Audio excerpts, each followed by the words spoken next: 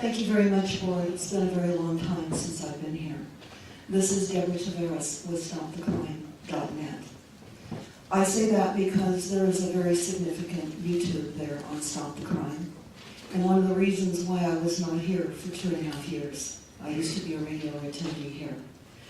But Pacific Gas and Electric was intercepted with a download of documents professing the fact that they were going to be using directed energy weapons satellite-based on Sonoma County. That has been up on YouTube with a plan to burn up Northern California. We discovered that Pacific Gas and Electric is operated by and large by Rothschild. Rothschild owns Weather Central and also has a large hand in weather modification globally. And I'm so sad to be here today because I have family members that lost homes. And I live in a county that I call home that is being literally overrun by a power that has not yet been discussed. And I'm horrified and sad to be here right now. Very sad. But the plan to burn up Northern California was real. It was your first early warning. And they were emails that were sent to other government officials that knew about this. And I would ask you, please, to watch the YouTube, listen to it, because the second plan of burning up Northern California hasn't yet happened, but it will. It will happen. So Pacific Gas and Electric is Rothschild. Everybody listening can type in PG&E followed by Rothschild. You can also type in Edison International in Southern California, followed by Rothschild. You will in fact find out that Rothschild is behind all of the utilities nationwide. This is why our grid is not hardened up against an EMP, electromagnetic pulse. We are literally here as a country and a society, and here in Northern California and elsewhere, at the hands of something larger than what we realize. And I was quiet for 2.5 years. That's why I haven't been here. But I'm here now, and I'm just telling you this. You had an early warning, but you didn't pay heed. It was too outrageous and too outlandish to believe that it was real, but it was. Deborah Tavares, Stop the Crime. Thank you. Okay, Mr. Colangelo?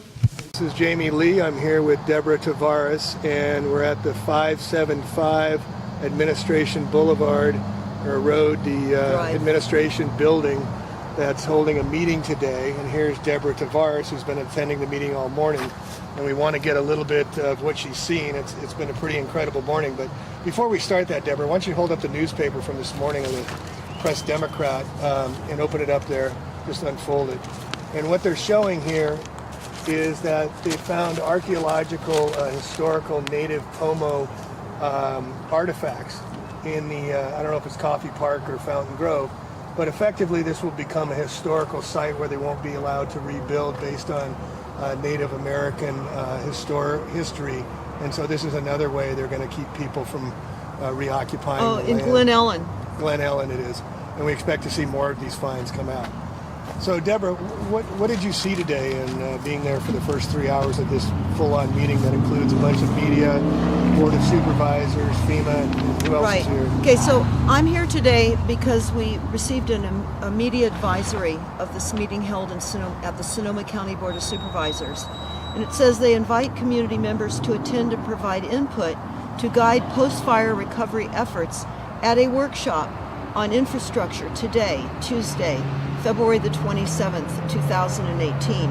And there will be other local, state, and federal officials will be taking part as well. So they talk about the topics that will be discussed to include and prepare for a resilient city. It's all about resiliency, fire safety, utility infrastructure, and strengthening and improving our community warning programs. So I want to go over some of the things that I heard in this meeting. It's very diabolical. All the perpetrators of this event are here. They're building up from a planned disaster by the use of directed energy weapons, which you can hear that interview in full by Googling the plan to burn up Northern California. And of course, this is on your site, stopthecrime.net. Yes, and I am, of course, Deborah Tavares, and I do run the website stopthecrime.net, where you can find that plan to burn up Northern California as well.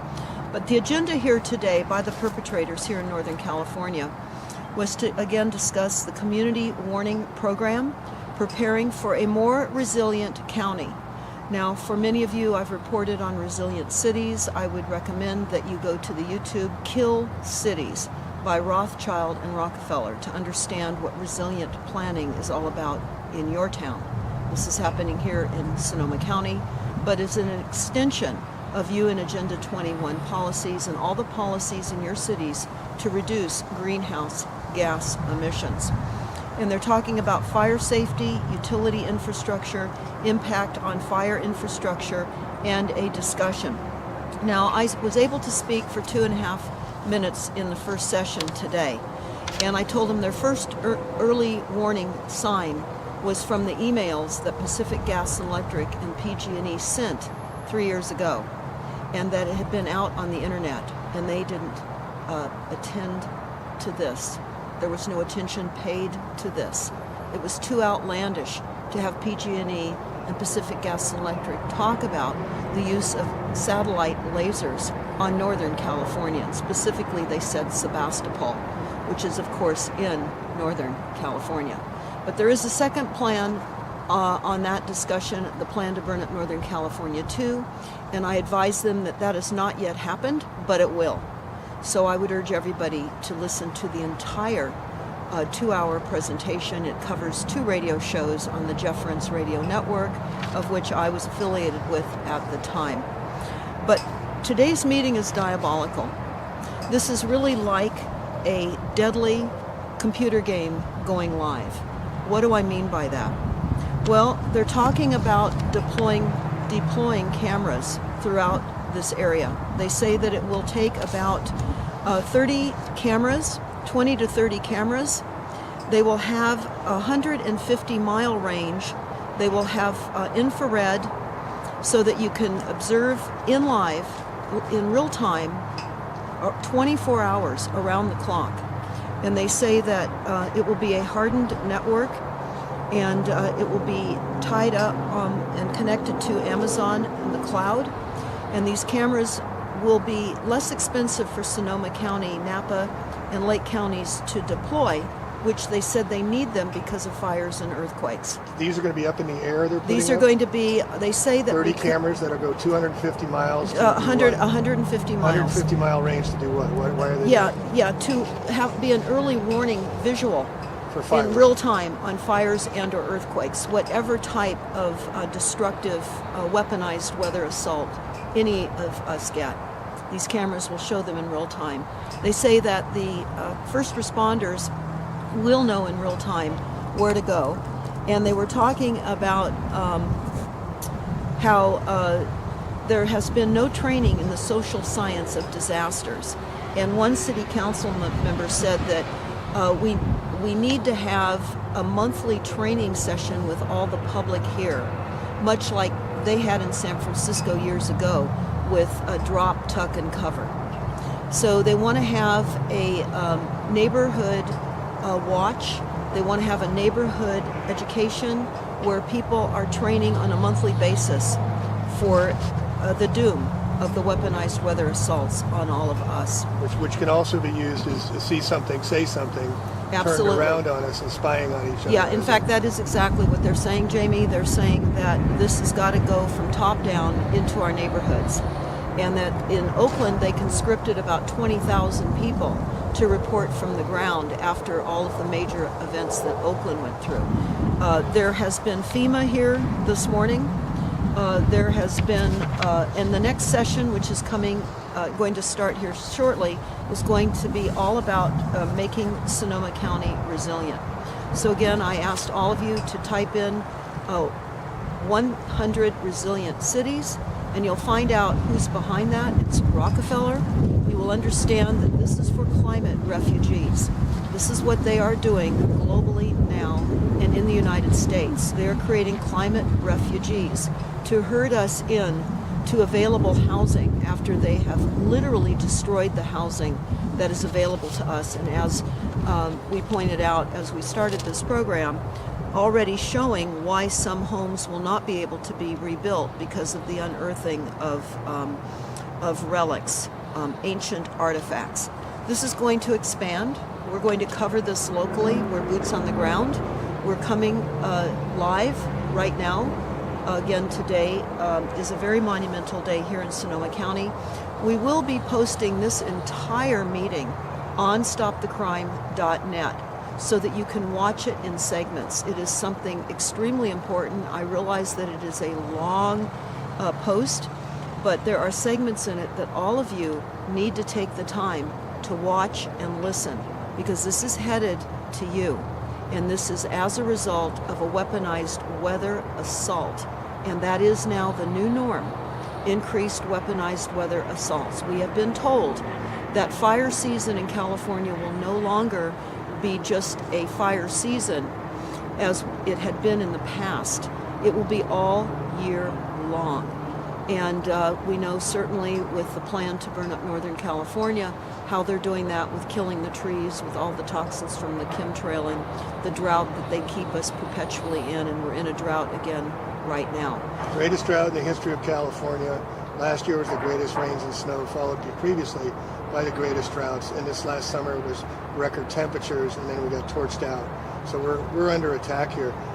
Deborah, PG&E is Pacific Gas and Electric, our local electrical power supply. Can you speak and talk to me what you talked about last night with me about the documentation on our homeowners' bills with PG&E about the EMF frequencies?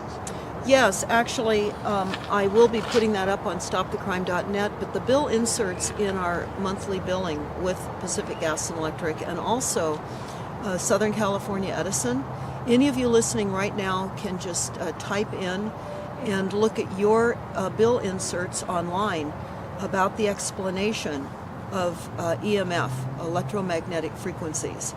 They describe electromagnetic frequencies as something that is common to our use of electricity and appliances, etc. They are saying that the health deficits of electromagnetic frequencies is inconclusive by international, national, and California standards.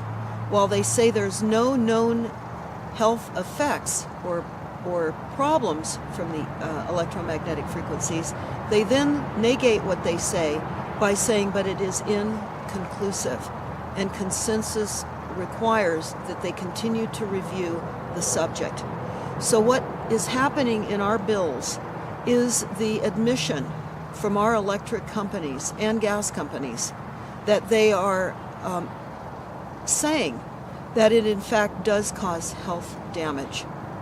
And they're not sure as to what effect it's caused by or how much it's causing, so they must put the disclaimer in the documentation we get mailed every month, correct? And they do. And what they say is that if we're concerned about the amount of frequencies that we're receiving, if we have sensitivity, many people are EMF electric sensitives, they say that you can reduce your own frequencies in your homes by turning off your appliances, not using an electric razor, not using a hair blower, not using your flat screen television set, your cell phone, etc.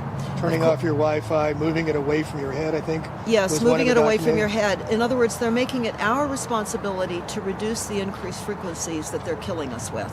And they've warned us so legally, like all the rest of the drug companies with all the syndromes, they say they've warned us, so it's caveat emptor, it's our responsibility to take charge of our own lives and what's happening to us. That's absolutely correct. So we will have this up on stopthecrime.net. It will be at the top of the homepage so that those of you who have not received this in your billing, you can see what they're saying to us in our bills. It's diabolical.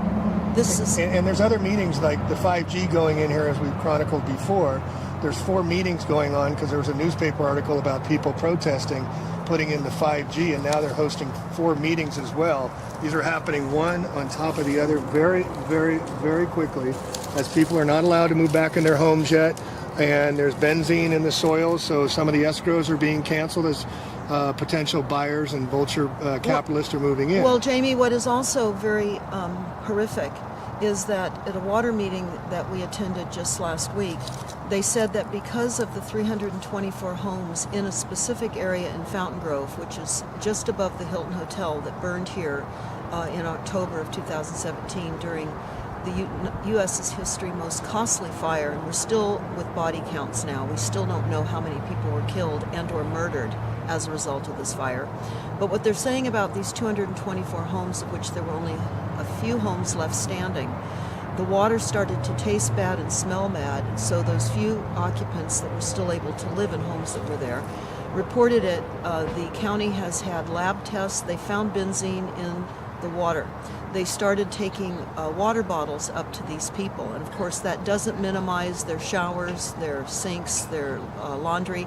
They were also told not to water their landscaping because the benzene, which is of course cancer causing and other kinds of ailments before you die of cancer, they said don't water your plants because it will seep down into the groundwater table. So there's still people living up in Fountain Grove, which we now call Fountain Grave, drinking and being exposed to benzene.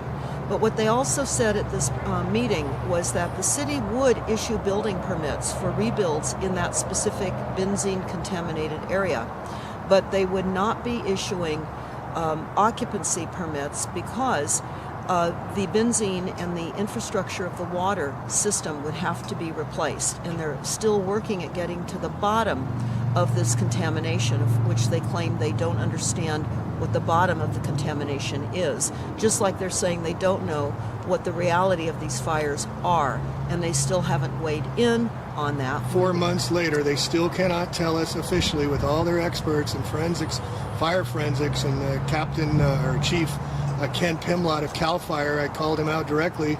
Shame on him for not being able to even give us an idea of how over 60 fires started in the middle of the night and started out of nowhere when no storms were forecast.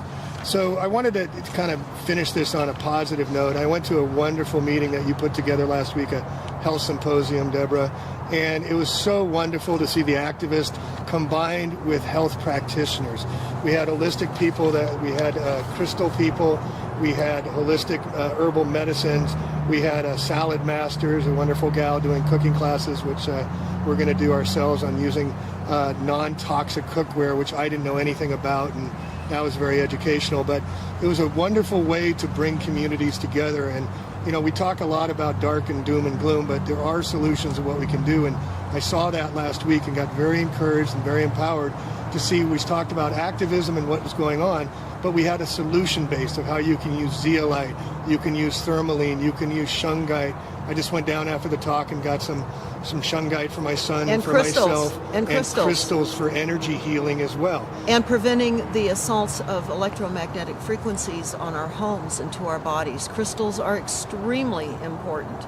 We'll be talking more about that as we move through more solutions coming soon, and specifically telling all of you where you can get crystals, because we've made contact with an international exporter of crystals who has opportunity to go into South America to the crystal mines, and he's extremely well known, and he's boxing up crystals and telling people how to position them in their homes and around their property, which does reduce the psychotronic weapon assaults onto our properties. He explained how crystals were our advantage in World War II as quartz in radios, yeah. And that was very, very interesting. And of course, many people are unaware of the importance of crystals. So we really want to underscore the importance of crystals as we find our environment being further layered with frequencies that are happening. What we're also noticing is that the Verizon assault with putting in these additional frequencies throughout our communities is happening throughout the county. In fact, you will find that generally these types of agendas start going through the country. When we first discovered the deployment of the smart meters, it was not just here in Northern California or Southern California.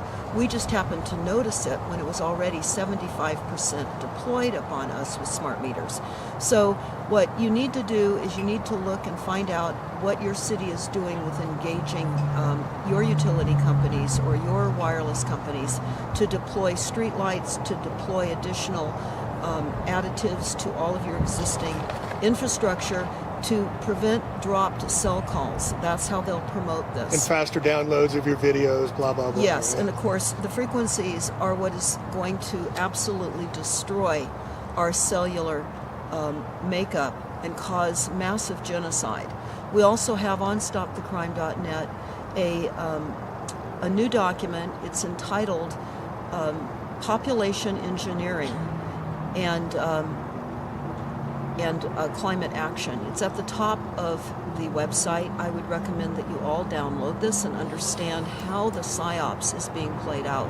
But as Jamie pointed out, it's important to link together with solutions, and that's what we're trying to do here in between reporting during these horrific meetings that we attend. So really want to encourage everyone that's listening right now, we have to engage.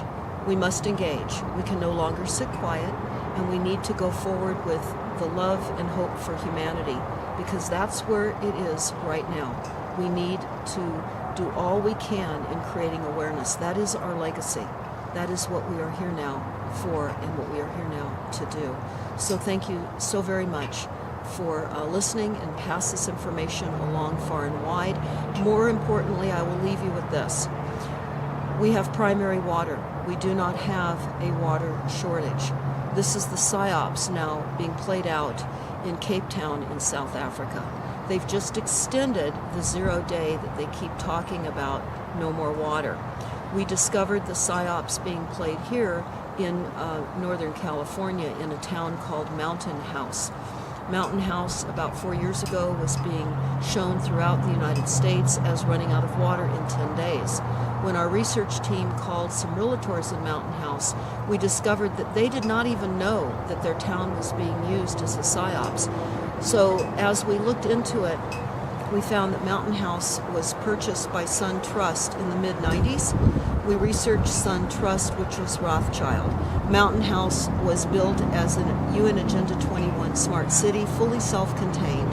It runs by CCNRs. It has a very peculiar city setup, and the financing for buying homes is through the USDA. And this was just really literally a town set up to create a PSYOPs on limited water resources. They got busted. So you need to understand, we don't have a water shortage. When you hear water shortages being discussed, you need to go out and get the information out about primary water. So give me the elevator pitch on primary water. We did drill down 300 feet, and we got all the water we want? Is that? Well, no, actually, it surfaces. Primary Water Explained is a YouTube. Again, Primary Water Explained will tell you about the depths of water. It always surfaces. It's the process of hydrogen and oxygen. When that merges together, that creates vapor. It must surface as a water form. And it does here in California, and where you live as well, in hot and cold springs. Also geysers that spray up out of the ground endlessly, where oases appear in deserts, sometimes where it very seldom, if ever, rains. Also at the very top of these volcanic mountain peaks in Hawaii, where you see these beautiful cascading waterfalls continuing to flow endlessly. This is primary water. And they blew up the primary water amazing eighth wonder of the world called the Great Man-Made River Project that Muammar Gaddafi created for his people in Libya. That was blown off the map. You can type in the Great Man-Made Water Project and you can watch it being built in Libya. It was an amazing feat. And the Libyan people were given 75% of their water for free. Now keep in mind, this is pure, clean drinking water. We've only been taught about the secondary water cycle, which is rain and snowmelt. Rain and snowmelt is actually the process of the evaporation of primary water.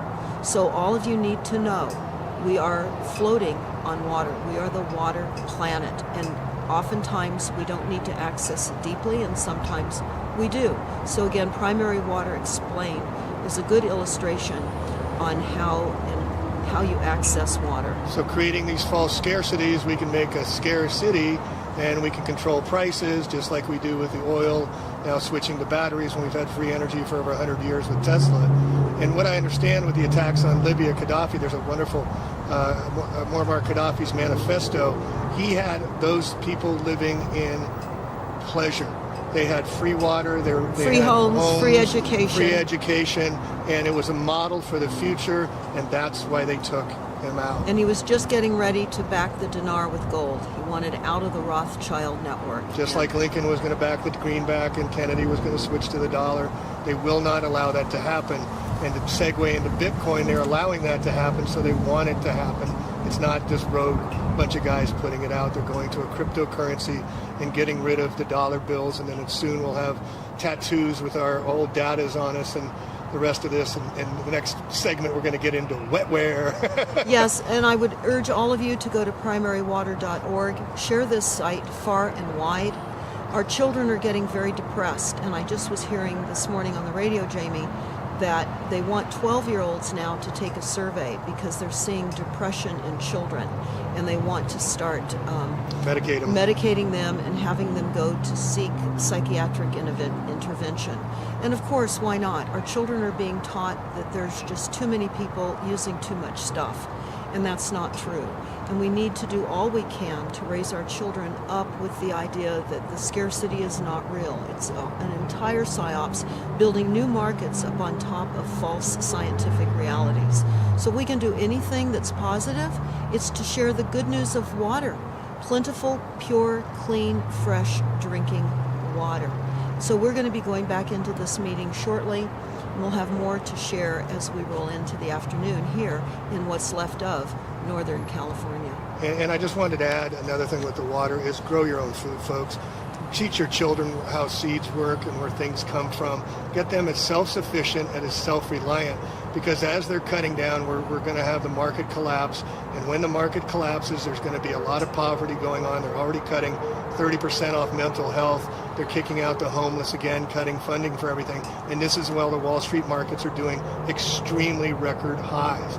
When the markets correct, which they're starting to do now, all of this will collapse. So we'll become self-sufficient, self-reliant, and join your community and join your neighbors. And I want to just take one moment here to thank a hero of mine, and that's Lou. Lou is on the cameras behind the scenes doing all the work, supporting Deborah and giving her the energy to come out here and providing the resources so we can see all this wonderful work this woman, this courageous woman is doing to help bring awareness, to help be the change we have to see. And please support Deborah at stopthecrime.net and do it yourself. It's not her doing the work that's going to make it better for everybody. It's all of us taking what she's doing and leveraging off it yourself in your own communities and in your own towns. Well, Jamie, while I appreciate the gratitude given towards Lou and myself, I also want to thank you, because while we only recently met, I want to say that it is so important that all of us connect with people that understand. That will help to fortify all of us. Stay aware. Watch Jamie's channel. What is your channel now? They keep taking you down. They keep taking me down. It's the back to the original one of Plain, A-P-L-A-N-E, Truth. And you can look it up and see how long I'm still up. But this is such important work. And just to make really clear, this is going to happen everywhere, or is happening everywhere, these rollouts. And we're called to these times, folks. It's time to step up on the plate. It's not about you. It's sacrificing for the sacred, like our parents did, like their parents did. And we're going to be the change we have to see. But it's not going to be the end result. We have to start making the change. And thank you, Deborah, for everything you're doing. Thank you so much. And thank you, Lou. Thank you, Jamie. Catch you next time. Hi, Deborah Tavares. I certainly do remind you that PG&E is currently under criminal probation. And Pacific Gas and Electric commiserated with the California Public Utility Commission in that email exchange about the laser DEW that was going to be used on Sebastopol in Sonoma County. So I know that this sounds crazy. It did to me at first too. But it came to our attention because PG&E's smart meter director tried to falsely integrate himself into a anti-smart meter movement. So that's how we came up with this email exchange. I think it's vitally important for you to check that out. I know that you have to work with now the perpetrator, as I see it, of this crime that happened to all of us. But I also want to talk about the smart meters and how the smart meters may have influenced the additional burning of the fires, because the smart meters have caused fires all over the world. And with the pulse frequencies that were occurring that night, which is one of the reasons that that water station near Spring Lake went down, I was sitting at the water agency meeting about that, and they did have to move on over from PG&E because of the pulse frequencies to their generator system, just what was being said to you right now. But it was pulse frequencies. They were browning out. And I know that many people in their homes were browning out too. So I think it's very important to take into consideration how did the smart meters facilitate the fires as well. I'd be curious to know what PG&E knew on the 16th floor of their weather room. On the 16th floor of the PG&E buildings, they have a meteorologist and a weather station. I actually had the opportunity to tour that, so it does exist. I'd be interested in knowing what PG&E knew about the weather conditions themselves that night, being certainly that Rothschild is involved in Weather Central. Thank you. Thank you for your comments. Mary Morrison, I have you next, followed by John Shinko. Deborah, thank you very much for being here today. Thank you, Mary. Yes, you are talking about the wrong way. You let your exploiters talk at length here. They all want more staff and more money to take care of this problem, which you are not addressing. This is melted aluminum. This is melted aluminum. I've got all kinds of them. I've got 6-foot-long pieces at home that I collected. This is a metal pan that went through it. It didn't melt. That's because the heat of these explosions was right around 1,400 degrees. This didn't melt. This did. These were explosions. They were not fires. You all talked about how extraordinary they were. And Supervisor Gorman talked about it was just like they were 50 years ago. We had the same fires coming down from Calistoga, so forth, in Santa Rosa. That took, what, 2 days? This took 4 hours. They weren't the same at all. You've got to start facing reality here. You're wasting a lot of time and money. And whether this thing's going to happen again, it'll only not happen again if you decide and uncover who caused it. And I submit it was an attack on this county, so you wouldn't listen to Mary and I and others,